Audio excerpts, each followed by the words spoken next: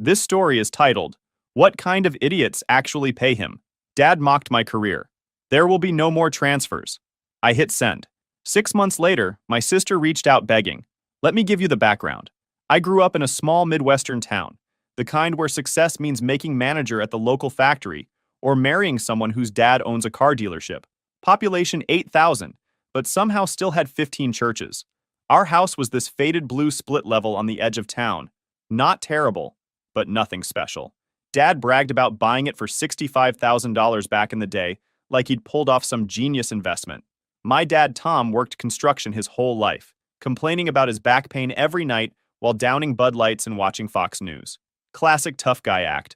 All back in my day stories, and kids these days are soft bullshit. He'd work all summer, then get laid off every winter, and those months were hell at home. Mom, Sandra, was a part-time receptionist at a dentist's office who spent most of her time gossiping with the neighbors and watching those medical dramas where everyone's fucking each other between surgeries. My younger sister Amy dropped out of community college twice, always had some new passion she needed money for. First it was photography, bought her a $2,000 camera she used twice, then massage therapy, paid for classes she quit after 2 months, then some MLM skincare bullshit, invested $3,000 in products still sitting in our parents' garage. She's 28 now and still finds a way to blame everyone else for her failures. I also had an older brother, Mike, who was the golden child athlete until he blew out his knee senior year. He got hooked on Oxy after the surgery, then harder stuff. He moved to Colorado 5 years ago. Calls mom on holidays sometimes. He's the only one I don't blame for anything.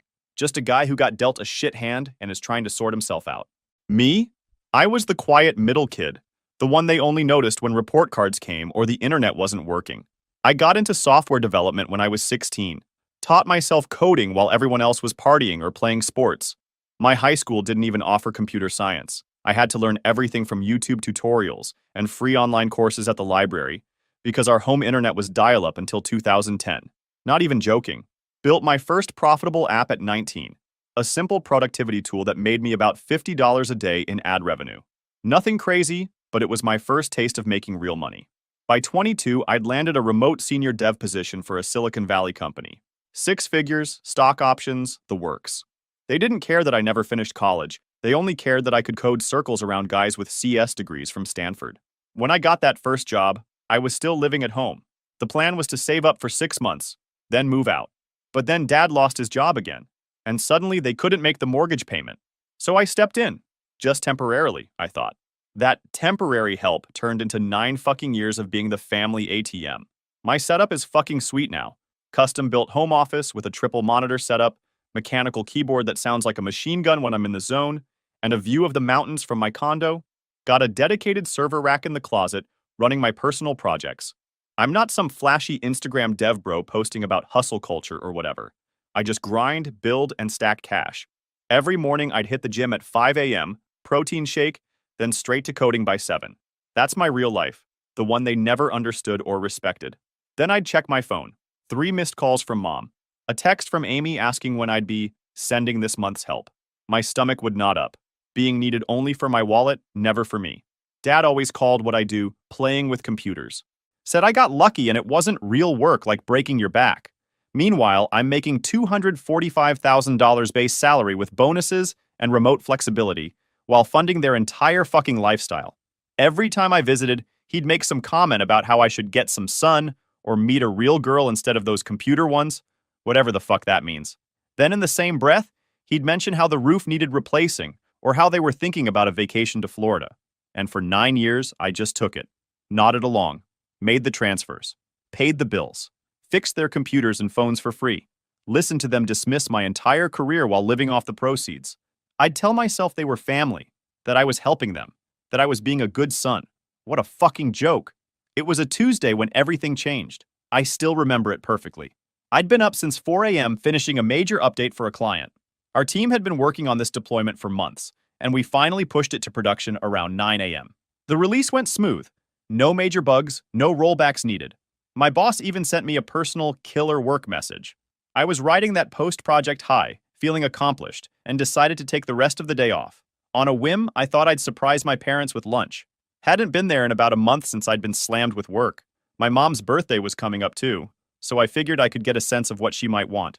Stopped by this Italian place they like, picked up some pasta and garlic bread. I parked a couple houses down, habit from when I was a teenager trying to sneak in late. As I walked up the driveway, balancing the food containers, I heard laughter coming from the partially open window of the living room. Dad's voice carried clearly. The dumb shit thinks he's so important with his programming job, sitting on his ass all day pressing buttons while real men work. I froze on the spot, my hand halfway to the door. At least his button pushing pays our bills, my mom replied, but she was laughing too. That laugh cut deeper than any insult could. It wasn't the laugh of someone defending me, it was the laugh of someone who agreed completely. Did you see the way he talked about his promotion last month? Amy's voice now. Like we'd actually care about his nerd shit. Just tell us how much more money you'll be sending, code monkey. More laughter. Well, he didn't get my looks or charm, so I guess he had to be good at something, Dad said, his voice smug and dismissive. I edged closer to the window and peered in. They were sitting around the kitchen table, the same table I'd bought them last Christmas, along with renovating their entire fucking kitchen. Dad was doing an impression of me typing with exaggerated movements, hunched over and making dumb faces. Look at me, I'm Jake. I'm so smart with my computers. I make the big bucks but can't even change a tire or talk to real women. My sister was literally crying with laughter, while Mom wiped tears from her eyes. Remember when he tried to explain his job at Thanksgiving, and Uncle Bill just kept asking if he worked for the Geek Squad? Amy wheezed. Then Jake got all serious, like, no, I'm a senior software architect. What the fuck does that even mean? Dad mocked, making air quotes. It means he sends us money every month, so who cares? Amy replied, and they all laughed harder. Mom chimed in then, her voice carrying that fake concerned tone she used when talking about me to others. I worry about him, though, always alone in that apartment with his computers. No girlfriend, no real friends as far as I can tell. This was news to me. I had plenty of friends. Other devs, gym buddies, my BJJ training partners. I just didn't parade them around my family because, well, why would I? He's probably one of those incel types, Amy said. All those tech guys are. Dad nodded sagely, as if my 28-year-old sister, who still lived at home and had never held a job for more than 6 months, was some kind of relationship expert. Boy needs to toughen up, get some real-world experience. The kicker? They were drinking expensive scotch I'd bought Dad for his birthday. In the kitchen, I'd paid to remodel, while Mom was wearing the designer watch I'd gotten her for Christmas. Well, we should probably lay off him until after he pays for your new car, Mom said to Amy, barely containing her smile. My new what? Amy perked up. Oh, I didn't tell you. Mom looked smug. I was thinking we'd ask Jake to help you get a new car for your birthday. That old Honda is on its last legs, and you need something reliable. Holy shit, do you think he will? Amy was practically bouncing in her seat. Of course he will, Dad said with absolute certainty. He always does. Just got to feed his ego a little. Tell him how impressive his computer job is. I stood there, blood pounding in my ears, a strange calm settling over me. 9 years of supporting them. 9 years of monthly transfers, paying off their mortgage, funding Amy's repeated attempts at college, medical bills, car repairs, vacations, all while they saw me as nothing but a joke and an ATM. I'd always suspected they didn't respect what I did, but seeing it displayed so nakedly, hearing it in their own voices, something hardened inside me that would never soften again. I looked down at the food in my hands. Slowly, silently, I placed it on the welcome mat, the mat I'd bought them last Christmas. Then I took a picture of it sitting there with their front door in the background. Don't know why. Just felt important somehow, like documenting the moment everything changed. Then I walked back to my car and drove away. They never even knew I was there. I drove with no destination in mind, just driving, knuckles white on the steering wheel, jaw clenched so hard my teeth might crack. I ended up at this overlook about 20 miles outside of town. Used to go there sometimes in high school when I needed to think. I sat on the hood of my car, staring out at the valley below, replaying their words in my head. The casual cruelty, the entitlement, the absolute certainty that I would continue to fund their lives while they mocked me behind my back. My phone buzzed. Mom. Jake, honey, when can we expect this month's money? Dad and I are thinking about that cruise to Alaska we talked about. Also, Amy needs first and last month's rent for her new apartment. I actually laughed out loud. The fucking timing. Not even asking, expecting, demanding, really. The entitlement sliced through me like a blade. What had I been to them all these years? Just a resource to be tapped whenever needed while being laughed at behind my back. 9 years. Almost a decade of my life funding theirs. All those nights I worked until 3 a.m. to meet deadlines while they complained I didn't visit enough. The promotions I earned through pure skill and grind, while they dismissed my entire career as getting lucky. I'd paid off their mortgage 3 years ago, $112,000 remaining on the principal. Bought them a new roof, $22,000. New kitchen, $35,000. Helped Amy with her apartment deposits at least 4 times. $12,000 total. Never got any of those back. Paid for her community college attempts. $18,000. Medical bills when dad needed back surgery. $47,000. Mom's car. $28,000.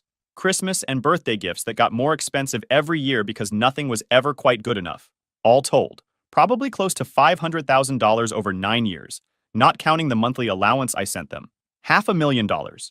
Could have bought a vacation home with that. Could have invested it and retired early. Instead, I'd handed it over to people who sat around a table calling me a code monkey while drinking my scotch.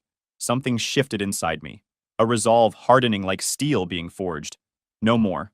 I pulled over at a rest stop, took out my laptop, and connected to the hotspot. I opened my banking app and stared at the shared family account I'd established. $112,000. My money. All of it. I'd been building this emergency fund for years. Partly for them, partly because I was planning to help Amy with a house down payment eventually. Fucking joke's on me. I transferred every cent to my private account permanently. Next, I blocked their numbers. All of them. Removed them from all my social media. Changed my email. Set up auto-forwarding for any messages from their addresses to go straight to trash. I went through my credit cards, checking for any recurring payments related to them. Found several. Dad's fishing magazine subscription, Mom's streaming services, Amy's Spotify Premium, their cell phone bill. Canceled every single one. I checked insurance policies. My name was on their homeowner's insurance as a co-signer to get them a better rate.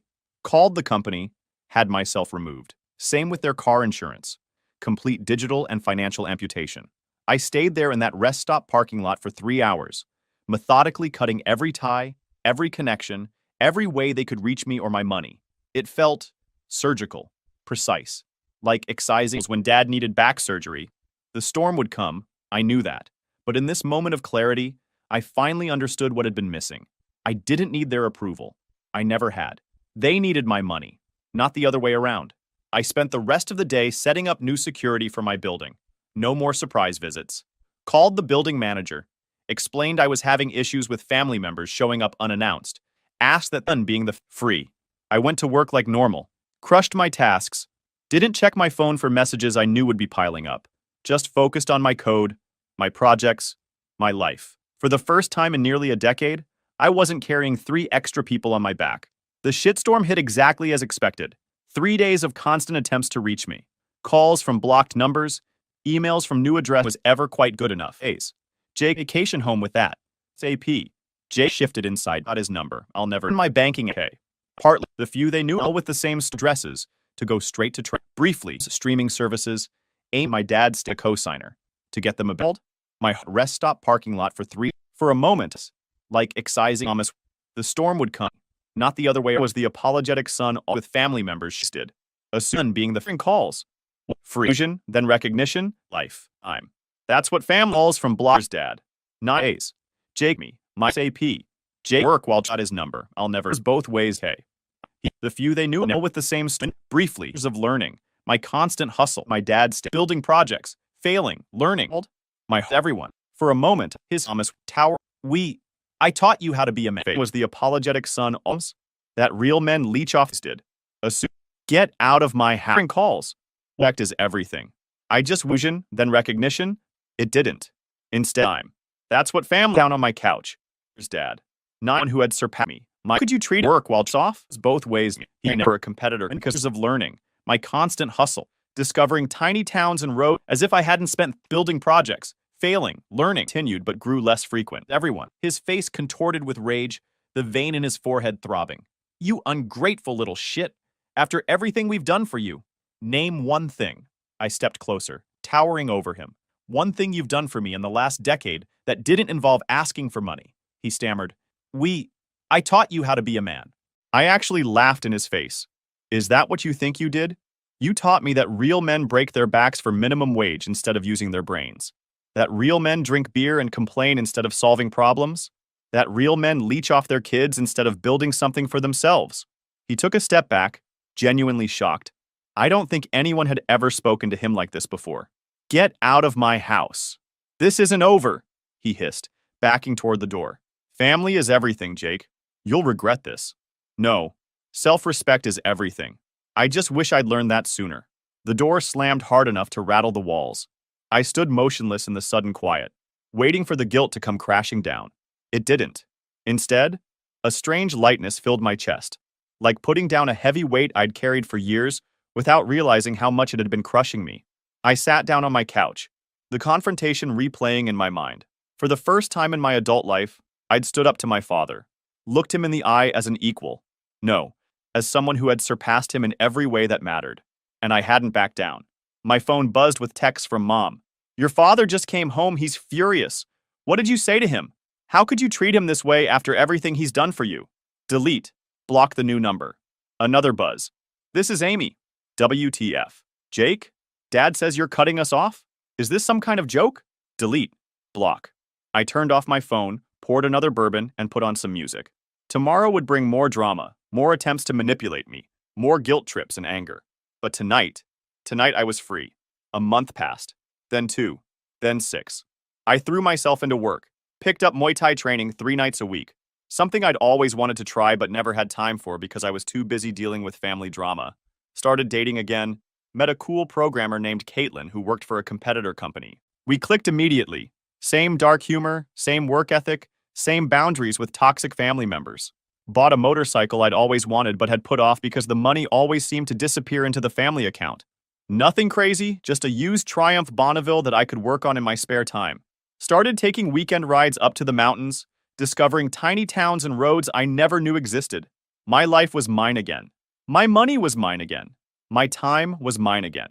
The attempts to contact me continued but grew less frequent. Mom tried different tactics: guilt, concern, anger. Amy was more direct, just demanding money for various emergencies. Broken car, medical bills, rent. Dad didn't reach out at all. Too proud, I guessed. I didn't respond to any of it. The guilt faded faster than I expected. Each time I thought about breaking my silence, I remembered sitting on their driveway, hearing them laugh at me while drinking my scotch. Remembered 9 years of disrespect and entitlement. Remembered the look on my father's face when I finally stood up to him. Not hurt, not sad, but angry that his cash cow had finally stopped giving milk. The holidays were the hardest. Thanksgiving came and went. Then Christmas. I spent both with friends, but there were moments alone when the family-shaped hole made itself known. Not because I missed them exactly, but because I missed the idea of what a family should be. The support, the mutual respect, the shared history that doesn't come with an invoice. By the 9-month mark, I'd gotten a major promotion, executive level, the kind of position that came with serious stock options and decision-making power. I was managing a team of 15 developers, leading projects that actually made a difference. I bought a house, a real house with a garage for projects and a yard for the German Shepherd I adopted. Named him Rex. He'd been a rescue, 3 years old, abandoned by a family that moved away and left him behind. We understood each other. I set up a proper workshop in the garage, started building furniture on weekends. Nothing fancy, just simple solid pieces. Tables, bookshelves, a bed frame. Working with my hands the way my father had always insisted real men should, but on my terms. For my enjoyment, not out of necessity. For the first time in my adult life, my money was going toward my future, not paying for my family's past mistakes. I also started quietly donating to causes I cared about, coding boot camps for underprivileged kids, animal shelters, veterans programs. Nothing that would get my name in the paper, just direct support for people who actually needed and appreciated it. Sometimes, I'd look around at my life, the house I owned outright, the career I'd built from nothing, the dog sleeping at my feet, the girlfriend who respected my work and boundaries, and feel a sense of peace I'd never known before. I hadn't spoken to my family in almost a year, and I was thriving. It was almost exactly 1 year after I cut them off when I got the email. It came to my work address, which I rarely checked personally since my assistant handled it. Subject: financial information regarding Thomas Winters. Thomas Winters. My dad. The email was from a law firm representing a construction equipment rental company. They were seeking information about my father's assets in relation to an outstanding judgment against him. Curious despite myself, I called the number in the signature. This is Jake Winters, returning your call about Thomas Winters. Ah, Mr. Winters, Thank you for getting back to us. As I mentioned in my email, we represent Highland Equipment Rentals in relation to an unpaid debt owed by Thomas Winters. Our records show that you have made substantial payments to Mr. Winters over the past several years, and we're trying to establish his current financial situation. I haven't made any payments to my father in approximately 1 year, I said, keeping my voice neutral. We're not in contact. What's this about? The lawyer hesitated, then apparently decided I was worth talking to. Your father started a construction company about 10 months ago, Winter Construction LLC. He rented a significant amount of equipment from our client, failed to pay, and then damaged several pieces before returning them. The court has awarded our client damages of $87,000, but we've been unable to collect 10 months ago, right after I cut him off. Interesting timing. I have no knowledge of my father's business ventures, I said truthfully. And as I mentioned, we haven't been in contact for about a year. I see. Our investigation of your father's finances showed regular large transfers from your accounts to his over a period of several years. We were hoping those might still be occurring, as Mr. Winters appears to have no significant assets of his own. Those transfers stopped permanently a year ago. I have no financial connection to my father anymore. Understood. Thank you for your time, Mr. Winters. After hanging up, I sat back in my chair, an unexpected laugh escaping me. The irony was too perfect. Dad had always criticized my career choice, my work ethic, my easy money, and now he'd tried to prove himself by starting a business and crashed and burned spectacularly. My curiosity piqued. I did something I hadn't done in a year. I Googled my family. Nothing about Mom or Amy, but Dad's name pulled up several results.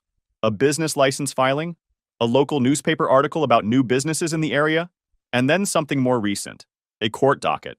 I clicked on it, case after case, small claims, civil suits, mechanics liens, all against Winter Construction LLC and Thomas Winters personally.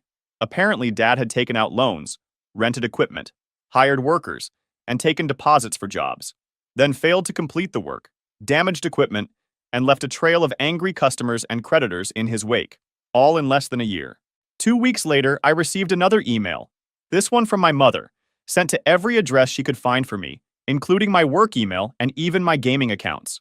Jake, I know you're still angry with us, and maybe we deserve it, but things have gotten very bad here.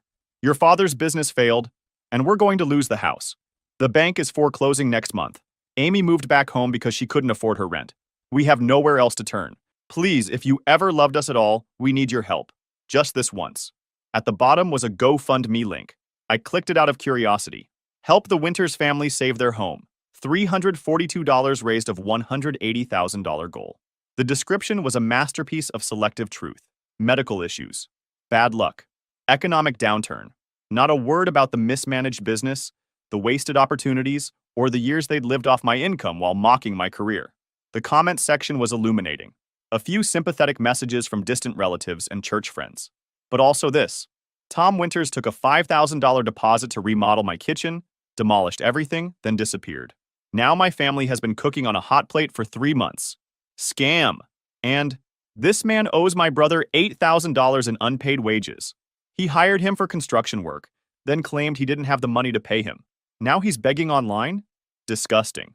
I closed the tab without donating. Then, on a whim, I searched my dad's name online again, this time adding news to the search. There he was, in a local news article from 3 weeks earlier. The headline, Local Contractor Faces Fraud Allegations. According to the article, Dad had taken deposits for renovation jobs, started demolition, then abandoned the projects when he ran out of money, leaving several local families with partially destroyed homes. The article included a quote from him. My son is a successful tech executive. He'll make this right. My fucking name, dragged into his mess. Still expecting me to clean up after him, even after a year of silence. I was seething. The absolute goddamn nerve of him. To fail so spectacularly through his own arrogance and mismanagement, then publicly volunteer my money to fix it. My phone rang. Unknown number. Against my better judgment, I answered. Jake? Jake, don't hang up. It's Amy. My sister's voice sounded different. Strained. Desperate. What do you want, Amy? I know you've seen the GoFundMe. I know you're still mad about whatever you're mad about, but this is serious. They're going to arrest Dad if we don't pay back at least some of the money. Mom's having panic attacks. We're going to be homeless in 3 weeks. That sounds like a series of consequences for Dad's actions. How can you be so cold? We're family. Family respects each other. Family doesn't mock each other behind their backs. Family doesn't take and take for years and then expect more. That was just stupid joking around. Everyone vents about family. While living entirely on my dime? No, Amy, that's not how it works. She started crying. The same crying she used to do when she wanted a new car or tuition for another degree she'd never finish. So you're just going to let them go to jail? Let us be homeless? Is that who you are now? I took a deep breath. Dad made his choices. You've made yours. I made mine. What's that supposed to mean? It means no. No more money. Not 1 cent. You're all adults. Figure it out. You heartless bastard, she screamed, her crying instantly replaced by rage. After everything we've done for you? Mom was right. Money changed you. Made you think you're better than us? I was always better than you, Amy. I just didn't realize it until now. I ended the call, turned off my phone, and took Rex for a long hike in the mountains. The air was clear. The views spectacular. Freedom felt better than I'd ever imagined. 3 weeks later, I was in Seattle for a tech conference when I received a text from a number I didn't recognize. It's Mom. New phone. Emergency. Please call. Against my better judgment, I called. Jake? Her voice sounded small, broken in a way I'd never heard before. What is it? Your father. He's in jail. Fraud charges. They're saying 3 to 5 years. I said nothing. We lost the house yesterday. The bank took everything. Amy and I are staying at a motel, but we only have enough for 3 more nights. Still silence from me. Jake, please, I know we hurt you. I know we took you for granted, but we have nowhere else to turn. What about all your friends? The neighbors you've known for decades? Dad's buddies from work? They've all turned against us. Because of the fraud stuff. The Hendersons lost their life savings because of your father's business. The Miller's kitchen is still torn apart. No one will help us. Jesus Christ, it was even worse than I thought. That's not my problem, Mom. How can you say that? We're your family. Family doesn't treat each other the way you treated me. It was just teasing. We didn't mean anything by it. Yes, you did. You meant every word. You never respected me, my work, or what I built. You just wanted the money it provided. She started sobbing. I'm sorry. We're sorry. I didn't understand. I was wrong. Your father was wrong. Please, Jake, we have nothing. No one. The sobbing continued on the other end of the line. I sat there in my hotel room, looking out at the Seattle skyline, feeling nothing. Not satisfaction at their downfall. Not guilt for their situation. Just nothing. Jake, please. We have nowhere else to turn, my mother repeated between sobs. I took a deep breath. I'll make you a deal, I said finally. I'll pay for 3 months in a basic apartment. Not a nice one. Basic. I'll pay Amy's tuition for 1 degree program if she maintains a 3.5 GPA and works part-time. If she drops out again, it's over. I won't pay any of Dad's legal fees or restitution. He made his bed. As for you, Mom, you'll need to get a job. Any job. But I haven't worked in years. McDonald's is always hiring. The silence stretched between us. Those are my terms. Take them or leave them. Your father always said you were the cold-hearted one, she whispered. I never believed him until now. I laughed, genuinely amused. Still trying the guilt trips, huh? Offer rescinded. Good luck, Mom. I ended the call, blocked the number. My phone buzzed with an email. Amy, I know Mom just blew it with you. She told me what she said. Please don't punish me for her mistake. I'll take your deal. Any conditions. I'll work. I'll study. I'll keep a 4.0. Just please don't leave us with nothing. I'm begging you, Jake. I was wrong about you. So wrong. Attached was a photo. Amy and Mom sitting on a motel bed, surrounded by garbage bags filled with what looked like clothes and personal items. The remaining possessions of a family that had once lived comfortably on my dime. I stared at the image for a long time. Not with satisfaction or pleasure. Just nothing. They were strangers to me now. The people who had raised me, who I'd supported for years, reduced to desperate strangers begging for help. I drafted a simple response. I'll have a lawyer contact you tomorrow with terms. 1 mistake, 1 slip, and it's over for good. I had my attorney drop a contract, an actual legal contract with specific conditions. A small 2-bedroom apartment, paid directly to the landlord. Tuition paid directly to the school. A modest monthly stipend for groceries and essentials, administered through a prepaid card that I could monitor and cut off instantly if needed. Amy would provide proof of employment and school attendance monthly. Mom would show proof of job applications, then employment. Everything documented. Everything conditional. Nothing in their control. Dad wasn't included. He could serve his time and figure out his own life after. When they signed the papers, my lawyer reported that my mother cried. Not from gratitude, he thought, but from humiliation. Having to sign a contract to receive help from her son. having to prove she deserved it. Good. Maybe that feeling, that burn of humiliation, that loss of entitled expectation, would finally teach her what I'd been feeling for 9 years. 6 months later, Amy was actually doing well in school. Computer science, ironically enough. Turns out she had some aptitude for it when she actually applied herself. Mom was working reception at a dental office, the same job she'd had years ago, but had quit because working was too stressful. I never visited them, never called. All communication went through my lawyer or via email. Clinical, detached, businesslike. Sometimes I felt a twinge of something. Not quite guilt, not quite nostalgia, just acknowledgement of what was lost. But then I'd remember their laughter at my expense, and the feeling would pass. Dad wrote me one letter from prison. I had my assistant scan it and email it to me. Son, I know I messed up. Not just with the business, but with you. I was jealous. You made it look so easy, making all that money while I struggled my whole life. I should have been proud, but instead I was bitter.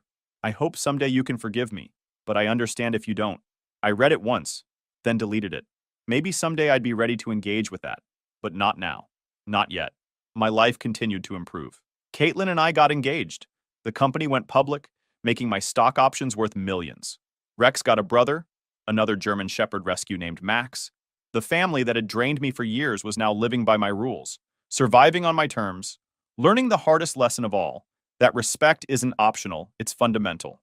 That you don't mock someone while taking their money. That actions have consequences. I don't know if we'll ever have a real relationship again. Some bridges stay burned. But I do know this. I'll never again let anyone use me as an ATM. Never again fund my own disrespect.